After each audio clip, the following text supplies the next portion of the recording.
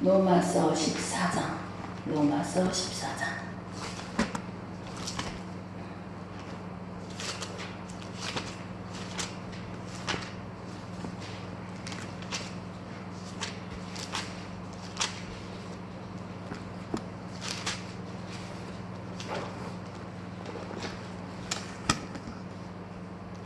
로마서 14장 7절부터 우리 8절까지 두 줄만 함께 보도록 하겠습니다.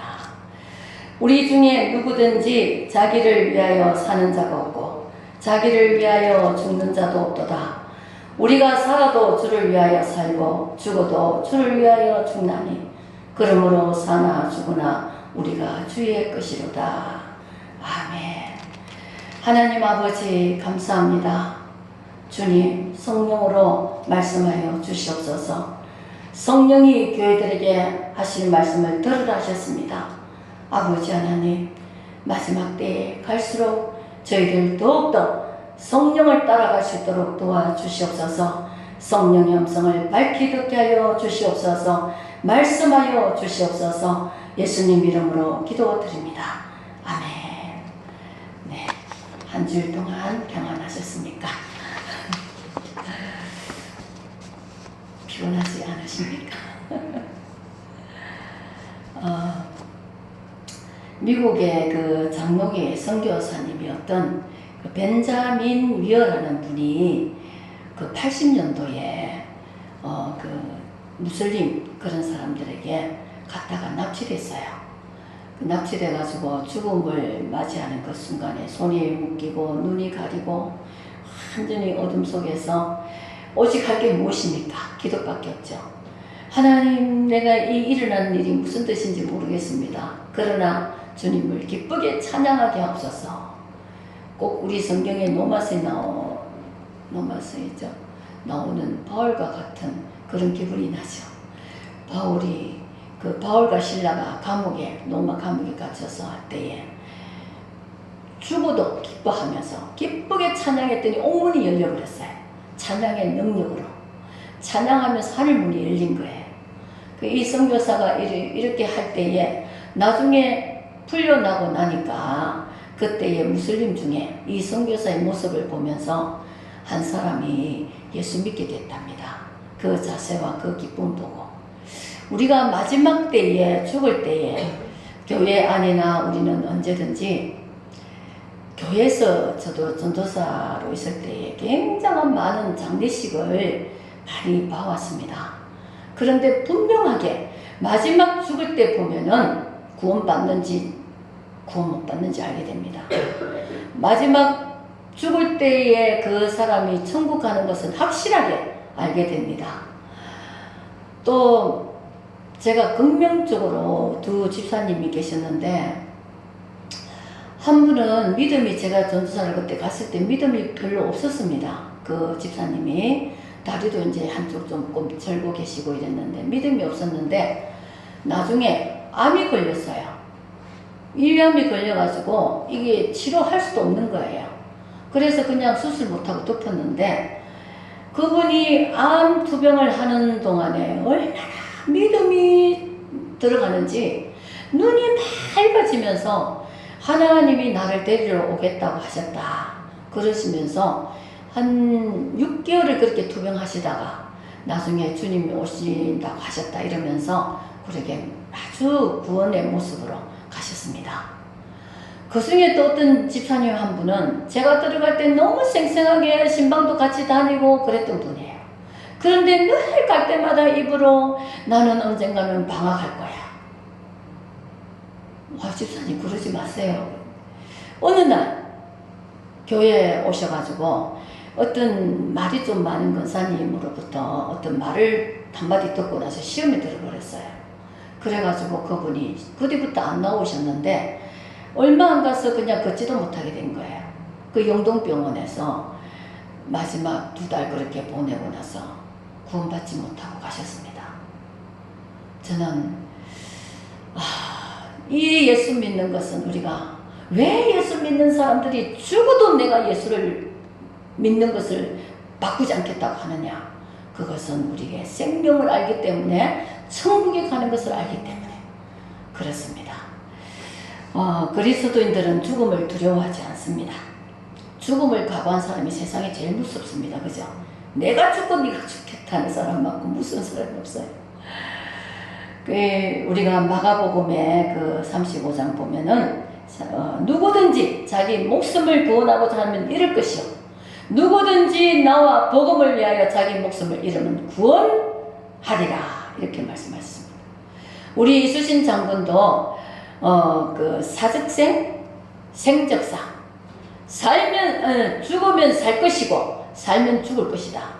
우리 이수신 장군 그 영화도 나왔는데 그때의 영화 그 PD 감독한테 그랬답니다. 분명히 이 말을 영화 맡긴 그 교수님이 이 이수신 장군을 영화로 이제 편집을 주면서 분명히 이 말을 해라고 했는데 아니었답니다. 그 영화에. 근데 무슨 말이 있었냐면은 이수신 장군 그 일기에 흰옷 입은 분이 나타나서 가르쳐 주셨답니다. 그러니까 100점 100패 했잖아요. 그죠? 정말 우리나라를 하나님이 너무너무 사랑하신 것 같아요. 우리가 역사를 올라가면 우리나라가 처음 단군 시대부터 이쪽 오면은 세상 사람은 그것을 제사로 바꾸지만 다 제사장이 있었습니다. 부여, 동고 뭐 이런 데 보면은 제사장들이 있었어요. 하나님이 처음부터 이렇게 아브라함 시대부터 쭉 세계 각국으로 사람들이, 백성들이, 흑인, 백인 이렇게 한민족으로 흩어지면서 다 그곳에는 처음 제사장들이 있었겠습니다. 역사를 보면은. 그것을 보면은 하나님께 예배하는 단이 있었다는 거죠. 중국에도 상제 이러면서 하나님 계셨습니다. 그리고 진시황 때에 그 모든 학자들의 자료와 심지어 그 하나님께 예배하던 그런 자료를 다 없애버렸어요. 진시황이 불태워버렸죠. 그 역사를 보면은 다 제일 위에는 하나님이 계셨다가 이렇게 자꾸 변질되고 이렇게 온 것입니다. 우리는 하나님이 다스리는 세상이었지 세상에 이 마귀가 이 세상을 자기가 장악하려고 지금도 영혼들을 깨고 있는 겁니다. 본래는 하나님께로부터 와서 하나님께로 돌아가는 것이죠. 그래서 이수신 장군도 우리가 난세에 있을 때에 하나님께서 그렇게 하신 것 같아요. 그래서 흰옷 입은 사람 누구겠습니까? 그렇게 나타나서 싸움을 이렇게 하라고 가르쳐 주시고 그게 일기장에 있었답니다. 그런데 그거를 그 교수님이 감독에게 분명히 이를 얘기를 하라. 그분이 아마 믿는 분이었던가 봐요. 하라고 했는데 감독이 안 했어요. 우리가 이수신 장군 그냥 영화만 봤죠. 우리나라도 역사를 보면은 역사 속에 하나님이 때마다 우리 조선 말기에 정말 비참한 나라가 됐을 때 하나님께서 우리나라에 복음을 주셨어요. 그래서 우리나라가 이런 유교 당하면서 일제 당하면서 우리나라가 이렇게 잘 사는 나라가 될 수가 없었어요. 하나님의 은혜로. 처음에 복음이 들어왔을 때 우리나라 사람들이 많이 순교를 당했습니다. 처음에는 복음이 들어갈 때는 순교 피가 흐르게 됩니다. 그 순교의 피의 은혜로 우리가 이렇게 복음을 누리고 살고 있었는데 지금 시대에 이런 상황이 된 것이 얼마나 안타깝습니까? 너무나 부유하고 형통하게 했더니 우리 믿는 자들이 좀 타락하고 부패해지고 교회다운 모습을 잃어버리고 이렇게 해서 이 우리 믿는 자들에게 달려있는 거예요. 나라와 권세는. 우리 믿는 자들이 예수 그리스도의 향기를 바라면서 바르게 하면은 선한 왕을 주시고 우리가 부패하고 잘못하면은 악한 왕을 주신다고 하셨습니다. 그래서 우리 믿는 자들이 구약에 보면은 제사장들이 타락할 때 악한 왕이 나온다 이랬거든. 우리는 사사기 때 보면 근데 지금은 우리가 만민의 제사장 예수 믿는 그리스도인들이 다 거룩하게 돌아가면은 하나님이 이 역사를 바꾸실 텐데 이렇게 지금 계속 어려움 중에 있습니다. 우리가 겸손하게 지금 우리는 각자 회개하면서 나부터 먼저 회개를 시작해서 회개하고 이 나라를 살릴 수 있도록 기도해야 될 것 같아요. 우리 예수 믿는 사람은 바울은 이 로마서도 바울이 기록했어요. 바울은 공부를 많이 한 사람이에요. 베드로 전서는 문체가 단조롭답니다. 그 바울은 공부를 많이 해가지고 문체가 그렇게 원어를 보면 화려합니다. 그 문체가 굉장히 아름답고 글자가 글을 좀 이렇게 많이 알고 있었기 때문에 잘 써가지고 이 로마서에도 바울이 기록한 것인데, 바울은 자기가 예언하는 빌립의 두 딸이 예언할 때 당신은 여기로 복음 노마로 자꾸 갈라 하니까 바울이 노마로 가면 당신은 복음 전하러 가면 죽습니다 이렇게 예언을 했어요. 그랬더니 바울이 하는 말이, 내가 오직 성령이 내게 정인돼서 나를 결박하고 환난과 핍박의 칼을 기다리고 있어도 나는 주 예수 그리스도에 받은 것을 복음 전하기 위해서 내 생명조차 조금도 아끼지 않고 갈 것이다. 그래서 가서 나중에 순교당했죠.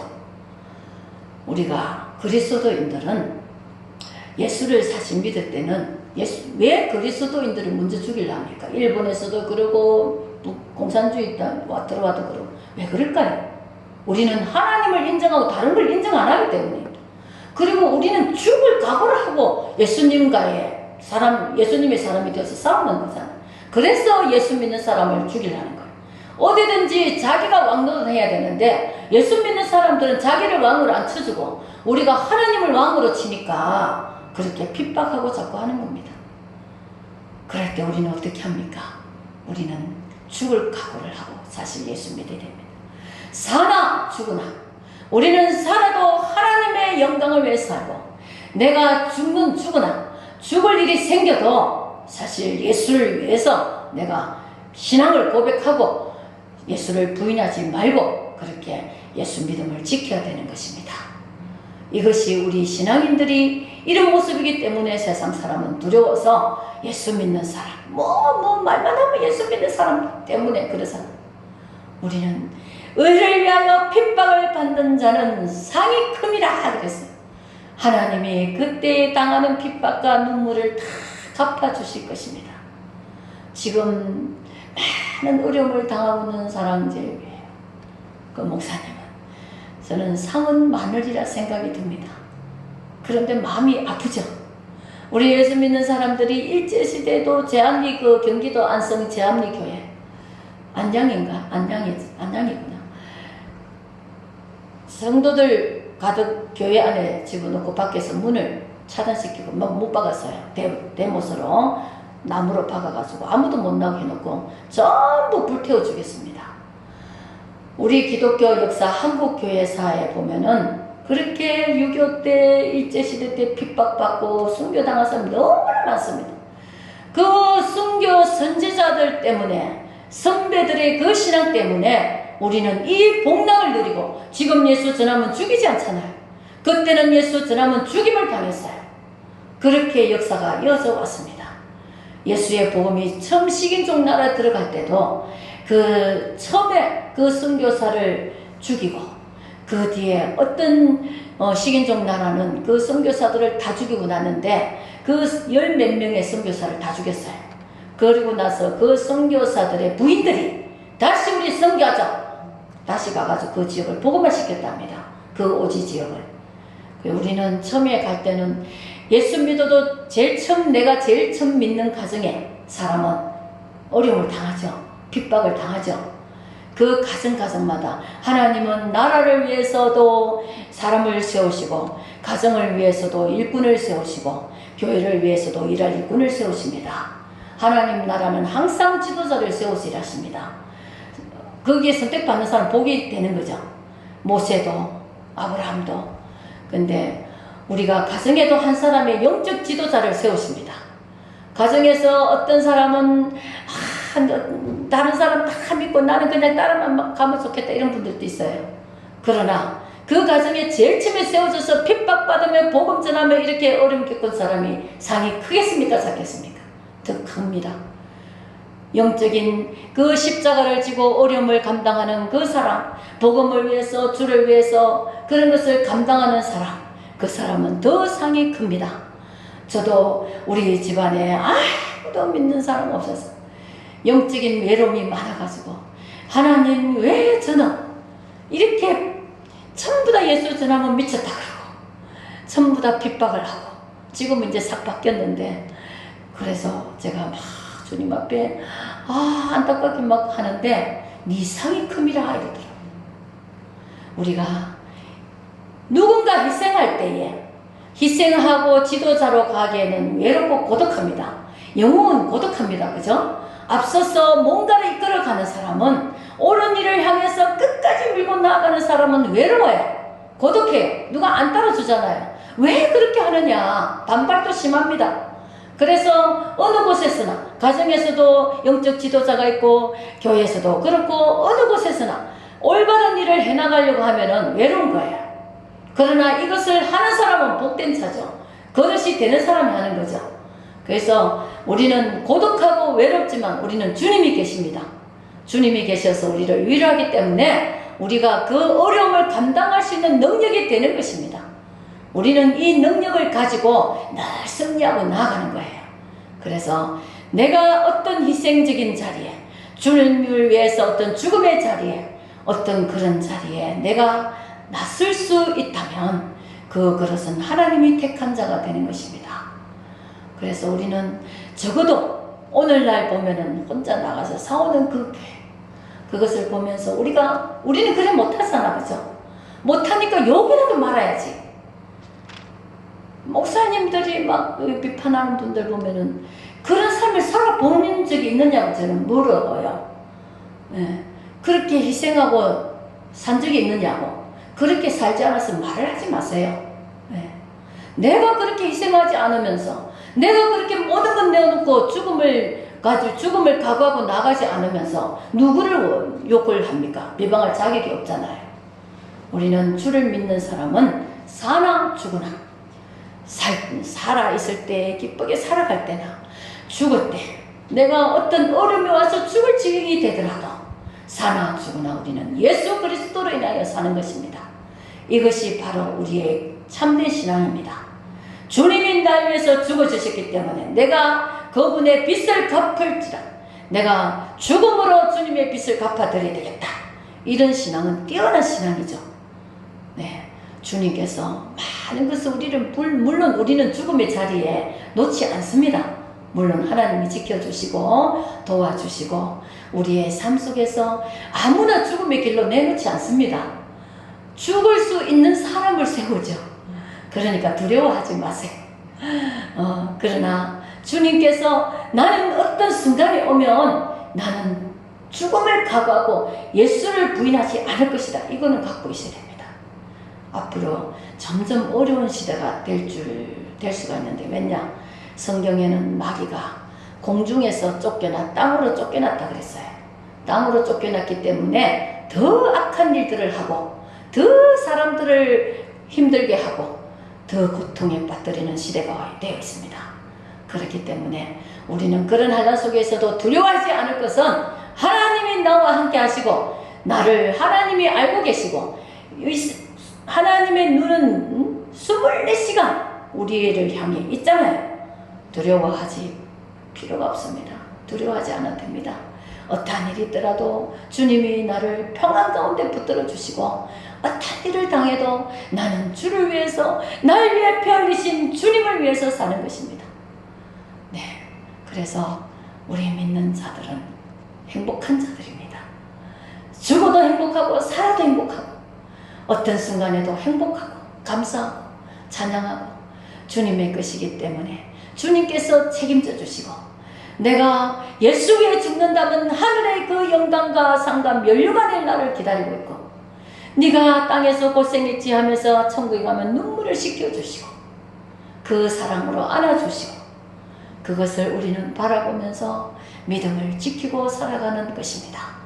그래서 저는 성령 받고 교회 나가서 2달 만에 성령 받았는데, 성령 받고 나서는 내가 죽는 순간도 예수 부인하지 않겠다, 그런 각오가 생겼습니다. 우리는 주님이 나의 생명을 주신 책임자이기 때문에 어떤 일이 있어도 두려워하지 말고 이길 수 있고 승리할 수 있는 이런 신앙이 될 수 있어야 되겠습니다. 기도하겠습니다. 할렐루야. 하나님 아버지 감사합니다. 사나 죽으나 우리는 주를 위해 살고 주를 위해 죽는 자 되게 하여 주옵소서. 아버지 하나님, 늘 기뻐하고 감사하고 찬양하고 주님의 주시는 평강이 넘치게 하셔서 아버지 하나님, 언제나 주님 나라 소망하며 주님을 소망하며 아버지 하늘의 것을 바라보며 위의 것을 바라보며 신령한 삶을 살 수 있도록 도와주시옵소서. 아버지 우리는 예수 안에 거하게 하시고 주님 안에 있게 하셔서 늘 주님의 것이 되어서 살아도 죽어도 아버지 하나님 주님 은혜 안에 거하게 도와주시옵소서. 감사드리오며 예수님의 이름으로 기도드립니다.